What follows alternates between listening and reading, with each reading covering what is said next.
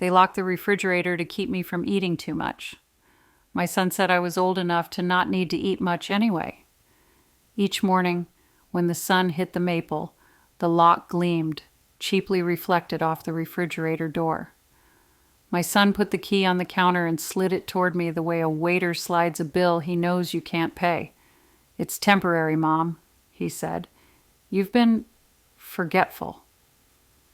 We just need to control the portions."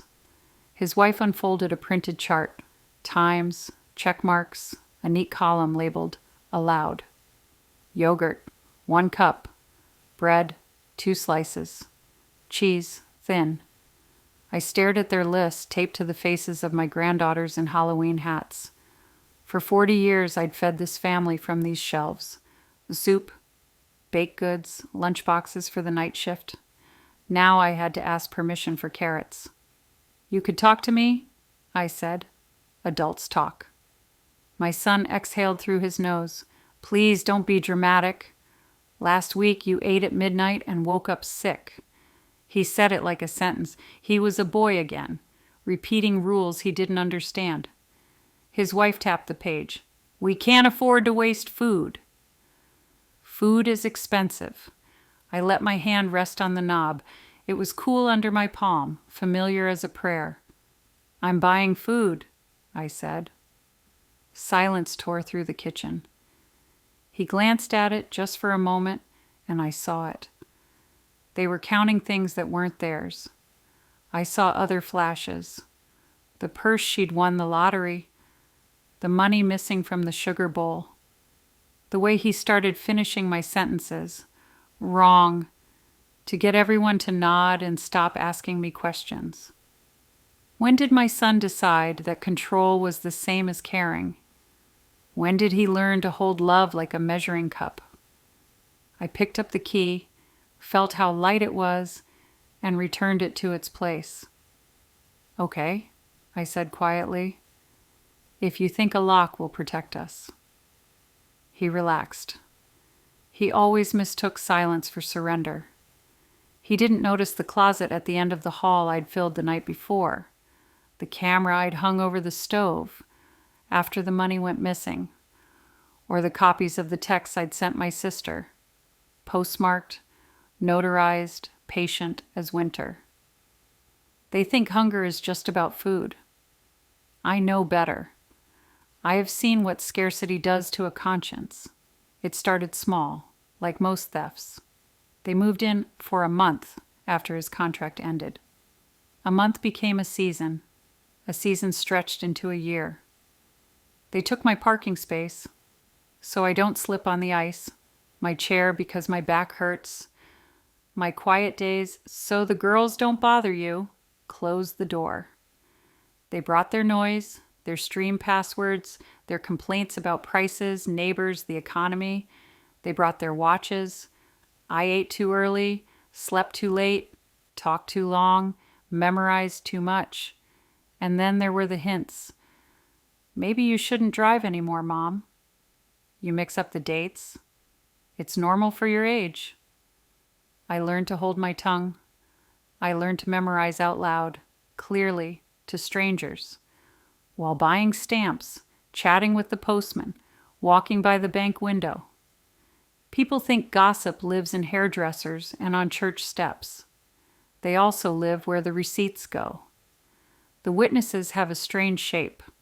A week after the lock was put in, I discovered that my pill organizer had been moved. On Tuesday night, I kept the pills I take in the morning. On Friday, there was an extra pill that wasn't mine. "We've simplified your regimen," she said. Dr. Harlow said, "It's okay." My doctor's name is Harper.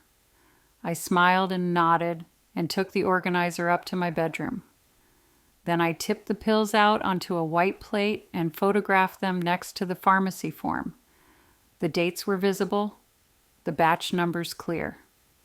The next morning, I went to the clinic and asked for a printout of my medical records. The receptionist lowered her voice. There had been a lot of concerned family calls lately. "We can leave a note," she said. "Personal news for the patient only." I thanked her and left her a jar of oatmeal cookies that I had brought for the nurses. On my way home, I stopped at the credit union. I asked to speak to a person, not a receptionist. The manager's office had a fake plant and a real calendar.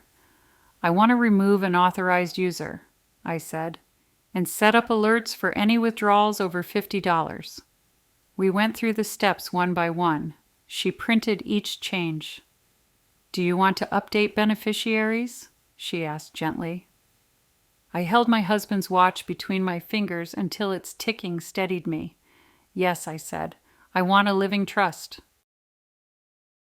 I had baked for the woman at church whose sister went through guardianship hell. She gave me her elder law attorney's card in return. "Just in case," she whispered then, like she was handing me a rosary for a test I hadn't studied for. I called the number that afternoon and took the bus 2 stops so they wouldn't notice the car gone. The attorney was younger than my son, but he looked me in the eye. He didn't use the word sweet. He made me tea and listened while I told him about the lock, the pills, the list on the fridge, the way my son kept saying we. He asked for names. "Do you want anyone in your family to serve as successor trustee?" he asked. "I want the food bank," I said, surprising even myself. He didn't flinch. "With a life estate for me," I added. "No one moves me out while I can get from bed to kettle." He nodded. "We can do that." The evaluation was on a Tuesday. I wore my navy skirt and a scarf that still smelled faintly of my husband's cologne. The doctor asked me to draw a clock, subtract 7s from 100, name animals. I recited the first verse of a poem I'd learned at 14 and the phone numbers of 3 people who have been dead 10 years. Grief is a better memory aid than any app. "Your cognition is intact," she said finally. "You're grieving and you're being managed." She chose the word carefully. "I'm obligated to tell you we're also mandated reporters if we suspect financial exploitation of a vulnerable adult. Would you like resources?" I took the pamphlet and the doctor's card and a copy of her assessment for my attorney. The next day, my son came home with celebratory takeout. "Good news," he said, kissing my forehead as if I'd passed a test I hadn't studied for. "I talked to Harlow and he agrees you need help with decisions. We'll keep things simple." He held up a power of attorney form he'd printed off a website. "Sign here and we'll take care of everything." I handed him a plate. "Eat," I said. "Food first." While he chewed, I studied my kitchen with a stranger's eyes, my magnets, my calendar, the padlock he'd installed without asking, my husband's dent in the table where he used to tap his ring while he read the paper. It was all evidence, and every piece had a story. I didn't sign his form. I signed mine at the attorney's office 2 days later. Trust.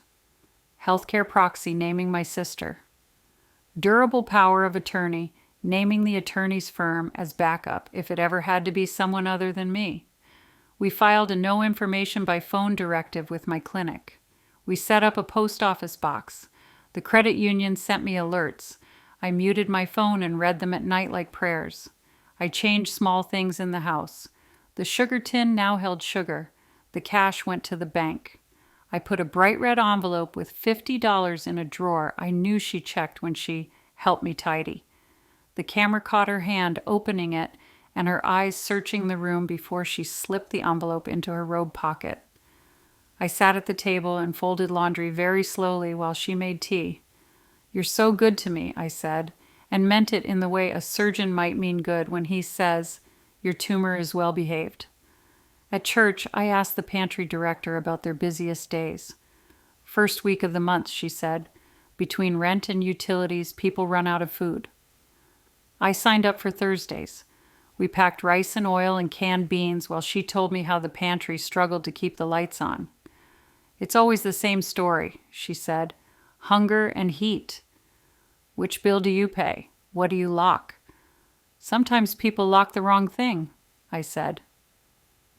2 weeks after the lock, my granddaughter Anna stood in my doorway with a book. She's 8, with her father's eyes and my husband's stubborn jaw. "Dad says don't bother you," she whispered, "but I have a reading test and you do voices." She climbed onto my bed, and I read about a frog who wanted to see the ocean. She traced the veins on my hand with her finger. "Why can't you have cheese whenever you want?" she asked suddenly. "Because some people think love is numbers," I said, "and some people think numbers keep us safe." "Do numbers keep you safe?" "They keep track," I said, "but safety is different." She looked at the door.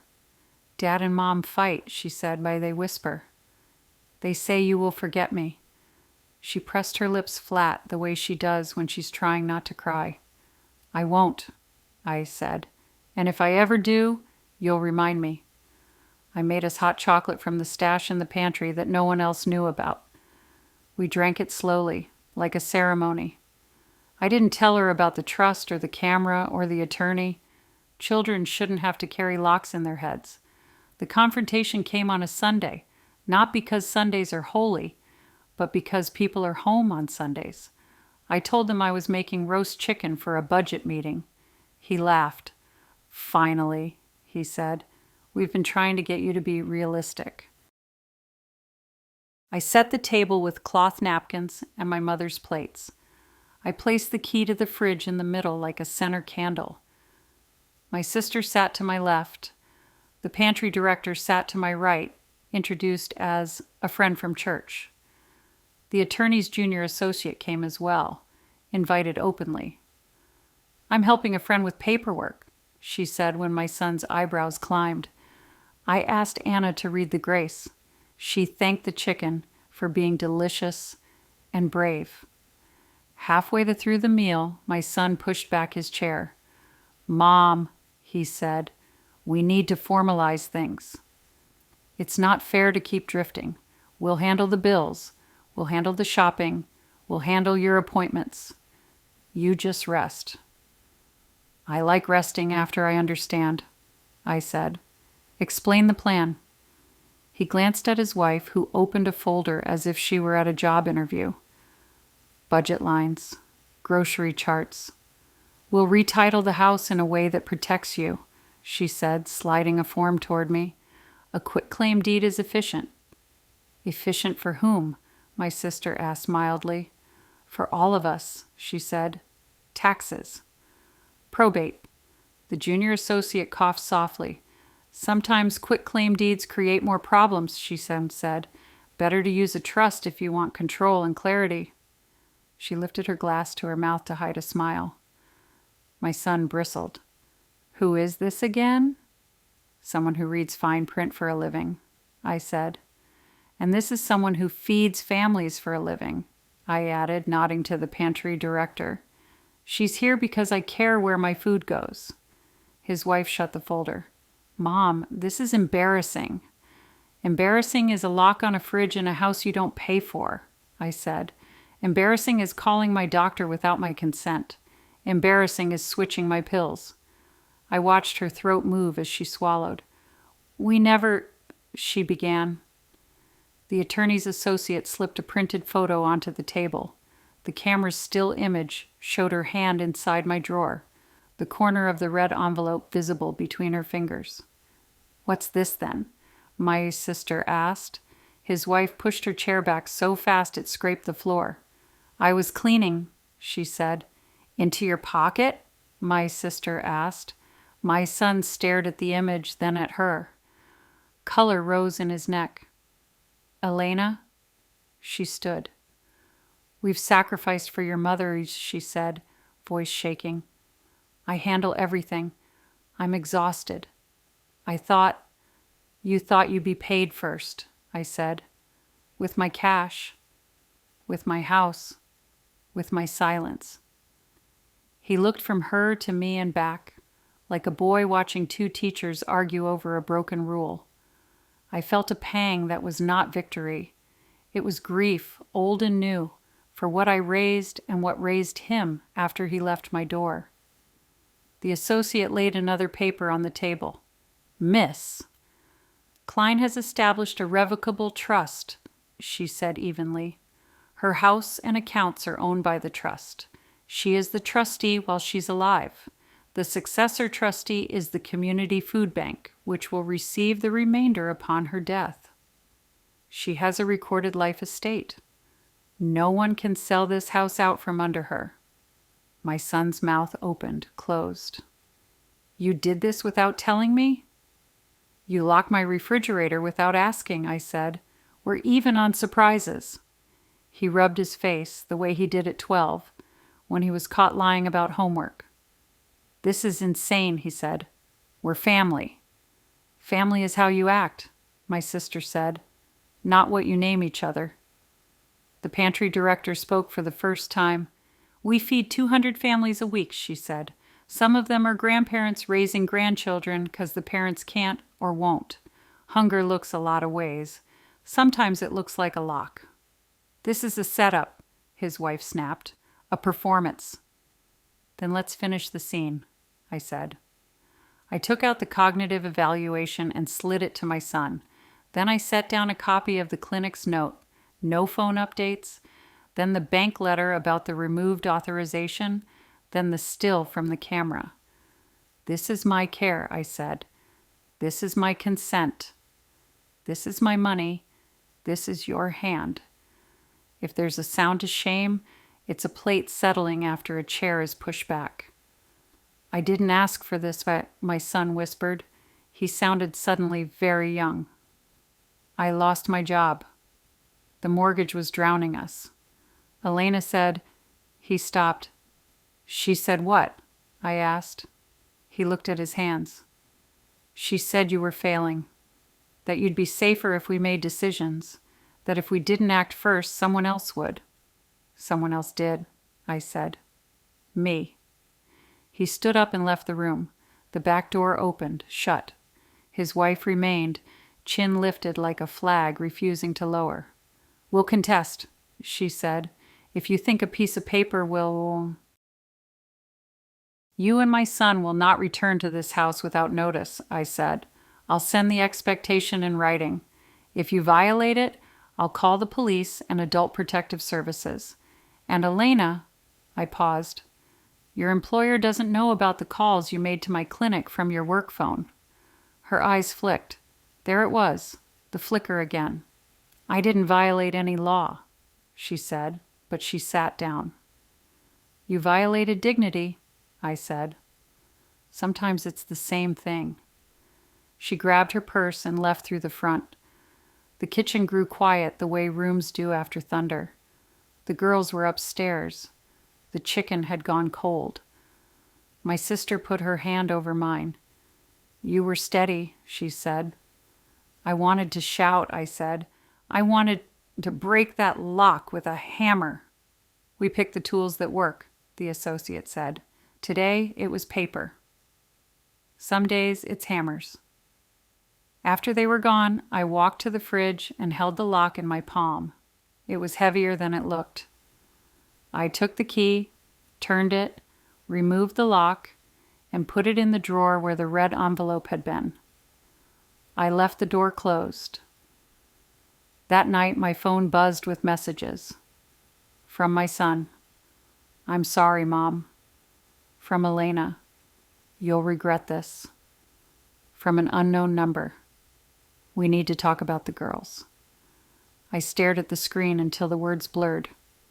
I slept badly and woke before the sun. I brewed tea and took my pills from my own hands. I cut fruit for the girls and left it on the table with a note. Eat before school. Love, Grandma.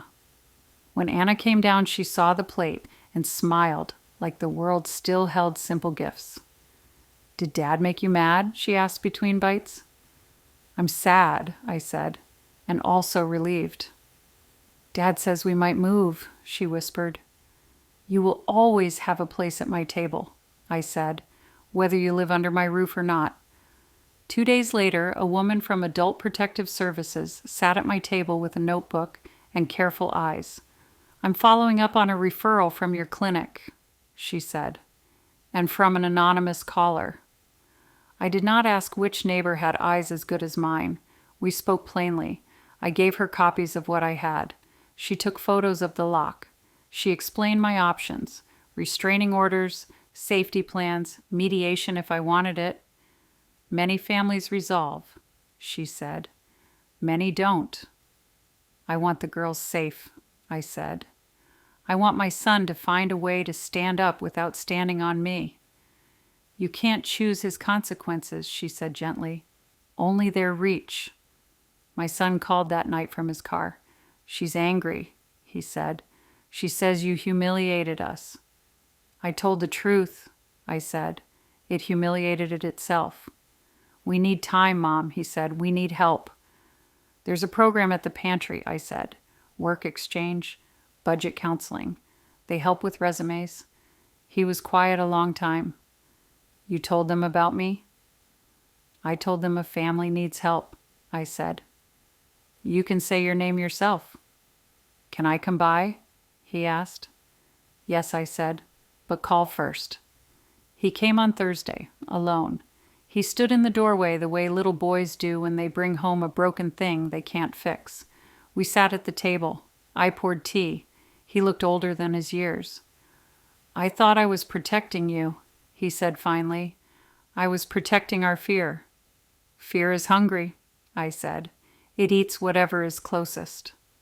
Elena said if we got power of attorney, we could refinance, consolidate debt, start over. She said the lock would keep you from getting sick at night.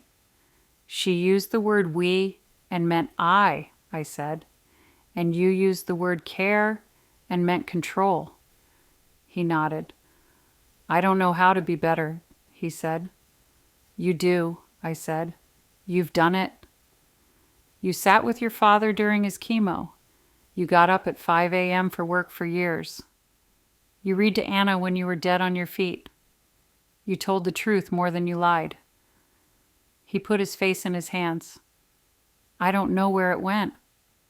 Into fear, I said again. Into the place where hunger lives. We made rules then, not the kind you tape to a fridge. He would not enter my bedroom without knocking. He would not access my accounts. He could use the car to look for work, but would put gas in it after. He would not raise his voice in this house. We wrote them down, both signed, and I taped that paper next to the calendar. Then I handed him a flyer from the pantry. Thursday mornings, I said, they need hands. He came. He carried boxes, sorted cans, learned the names of people whose hunger looked like his. He didn't tell them his mother owned the building now, in a manner of speaking. He didn't tell them he'd locked her fridge. He just stocked shelves and swept floors and listened, while a man with a veteran's cap described sleeping in his car and a woman with varnished nails pretended not to care about peanut butter. Elena did not come. She sent me a long message about loyalty and betrayal and how women should stick together. I typed a reply and erased it 5 times. Then I wrote the only true thing I had left to say to her. You put a lock on my food. You tried to put a lock on my life. That is not care. You cannot live here. Weeks ripened into a new rhythm. The lock stayed in the drawer. Anna read me chapters of the Frog Book, and then more serious things with fewer pictures. My son found part-time work at the hardware store, then more hours, then a manager who said the words benefits after 3 months. He still looked to the door when he heard a car, as if Elena might come back with a new plan in a new folder. Some habits take longer than locks to undo. On the 1st of the month, bills lined up on my table like polite soldiers.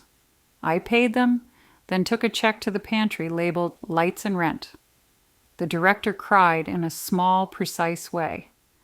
We can cover fresh produce next week, she said. We can order milk. I hosted Sunday dinners again. Not every week, not for show, for practice. My son arrived on time and took out the trash without being asked. Anna set the table with 2 forks because she likes the look of it. We ate until we were full. Not more, not less. When he reached for the fridge, he hesitated. I watched him notice his own hand, how it moved without thinking, and then choose to open it. Cheese? He asked. Thin, I said, and we both laughed, not because it was funny, but because it didn't hurt anymore. The storm didn't end there. Storms circle back to check the damage. A notice arrived by certified mail 2 weeks later.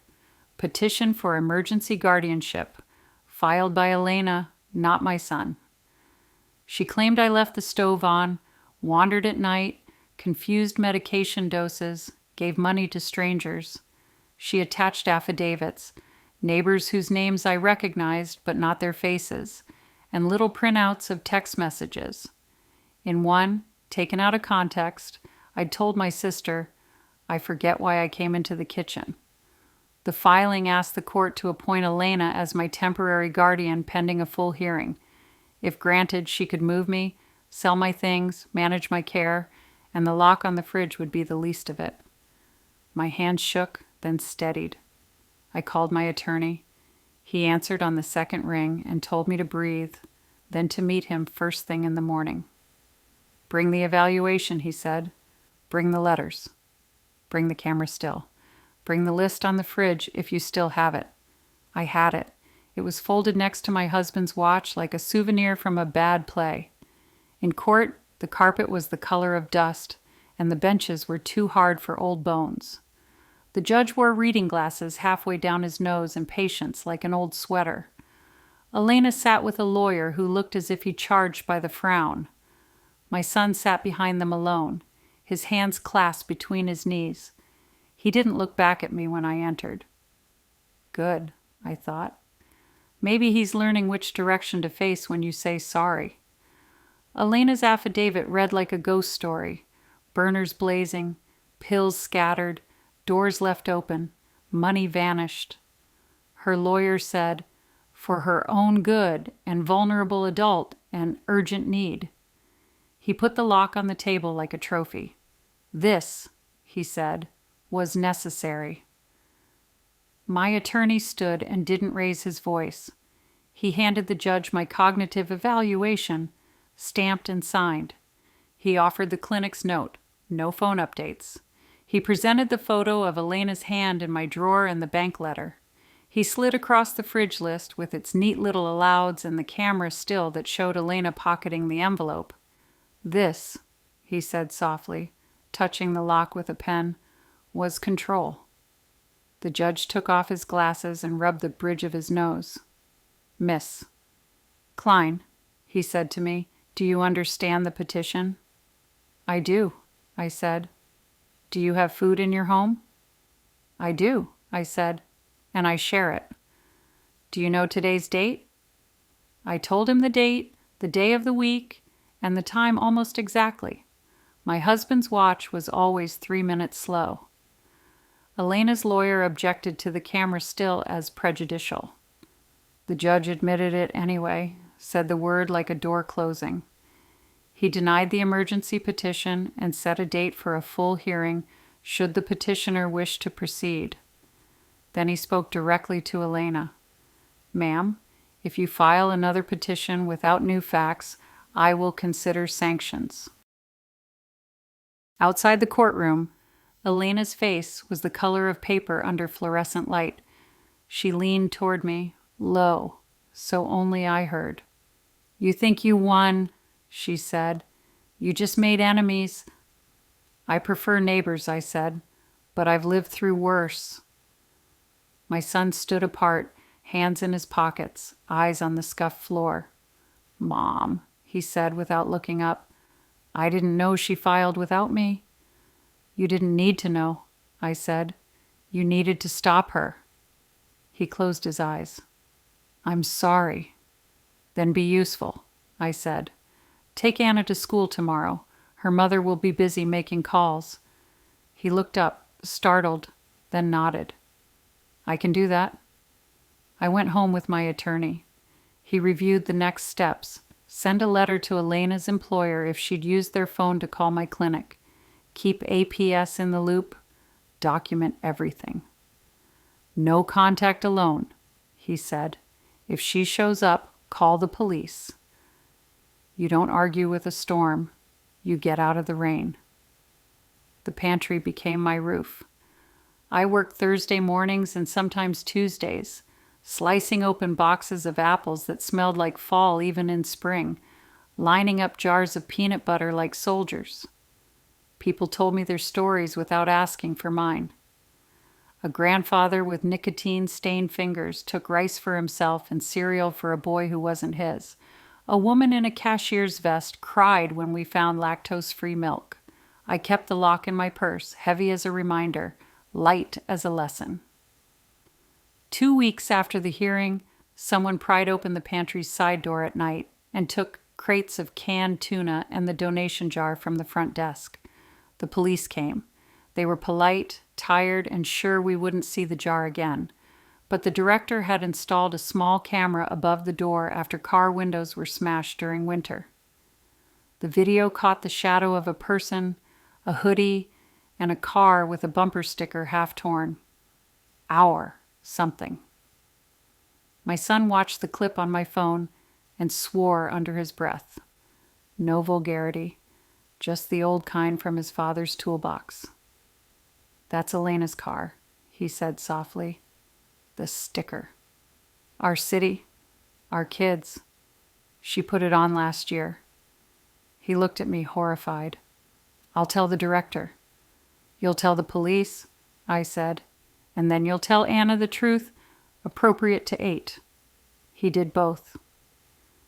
The officer took down Elena's plate number with no surprise. She'd made their list in the past week for disturbance at workplace and verbal dispute at an apartment complex we didn't know. The pantry director closed early to cry behind the office door. I made tea in styrofoam cups and listened to the emptiness of shelves. Elena was arrested 2 days later, not for the pantry. Police said that would take time, but for unauthorized access to patient information at the clinic where she worked. She'd used her login to view charts without a need. I hadn't known she had that kind of access. I'd only suspected the calls. It was worse and cleaner at the same time. She violated a rule you could see. Her employer pressed charges. The girls didn't understand words like violation and access. They understood that their mother didn't come home for a night and then a week. My son brought Anna and her sister to my house with small backpacks and big eyes. "Just for a bit. Bit," he said, "until I figure out what to do." He looked as if doing would break him, and not doing would break him more. I made a chore chart because children like boarders when storms blow.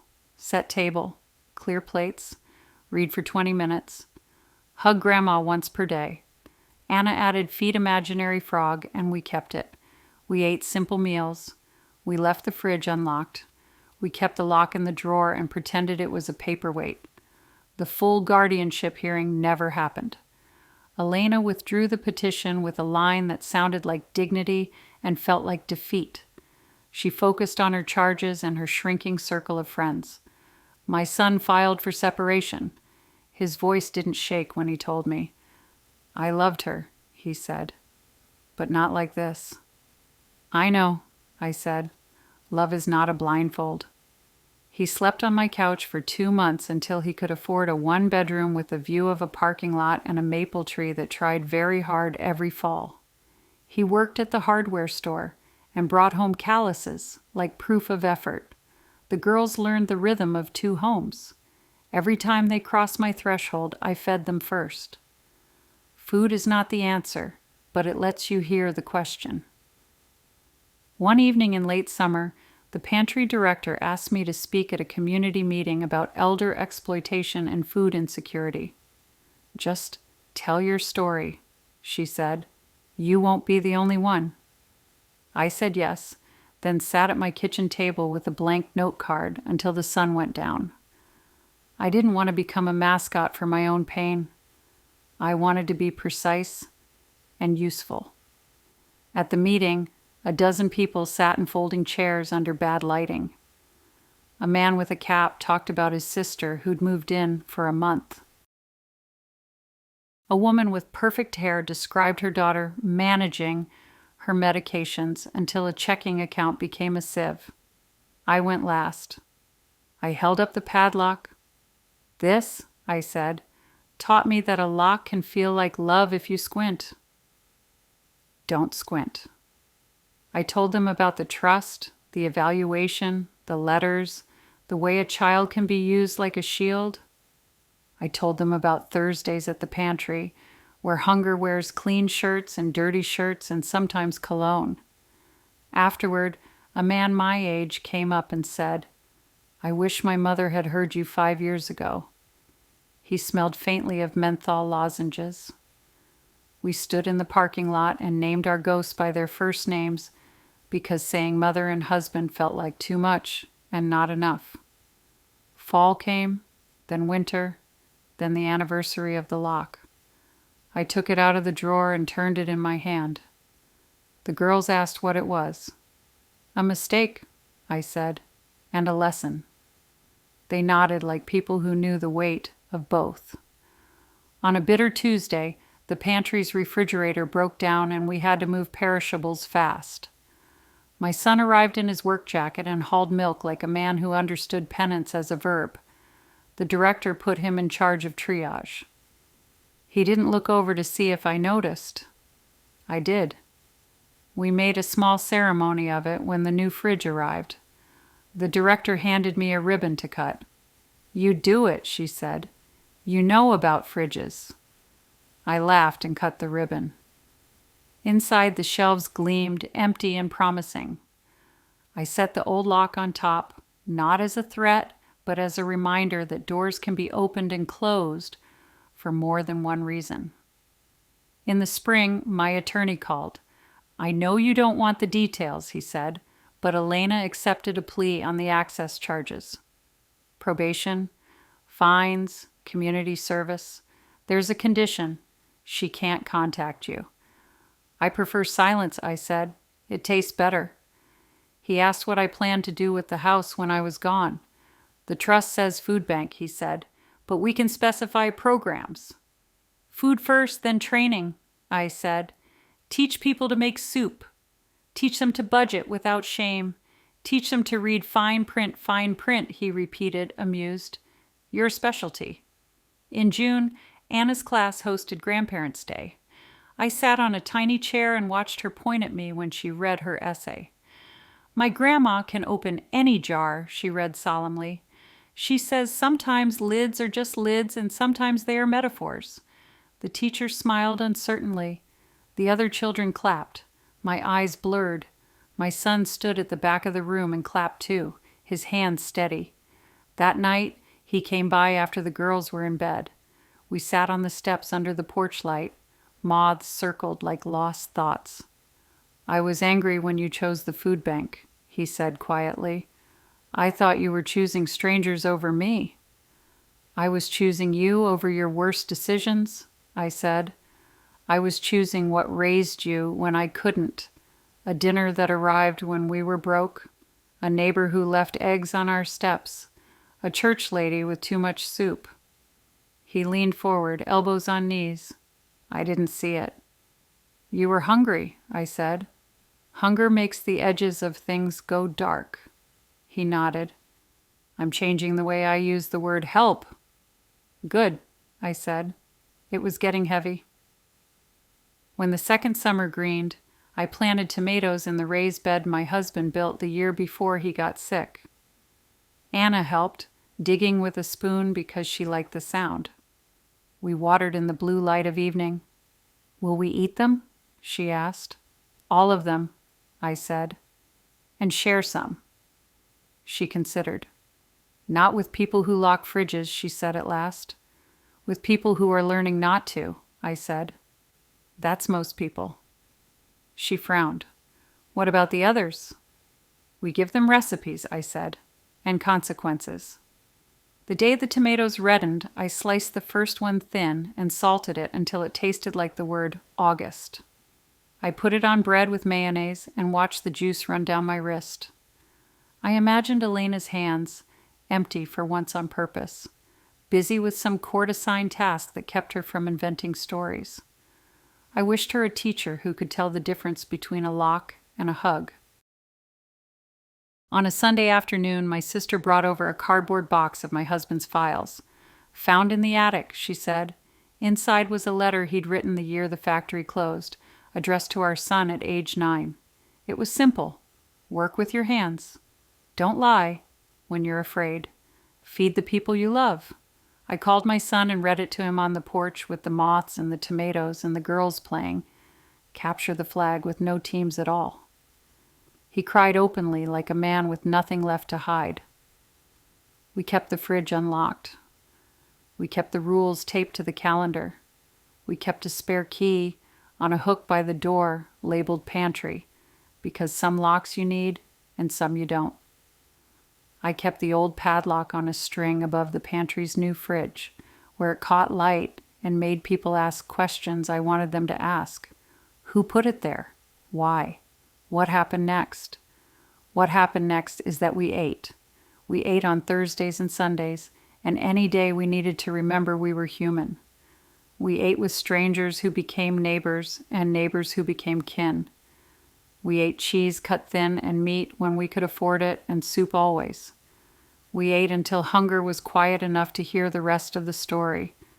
The one about a woman who took her life back with paper and patience and a lock she refused to let define her.